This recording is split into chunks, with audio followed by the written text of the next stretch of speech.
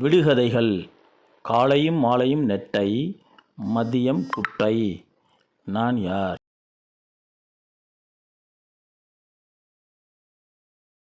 நிழல். இரு கொம்பு உண்டு மாடல்ல, வேகமாய் ஓடும் மானல்ல, கால்கள் உண்டு மனிதனல்ல, அது என்ன?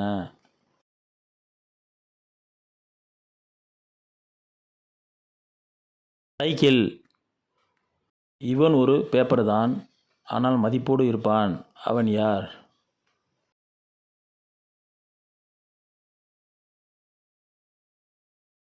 பணம்.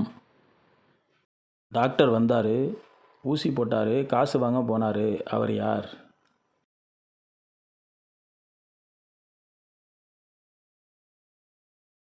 கொசு. நின்று நிற்க கயிறு மேயுது, அது என்ன?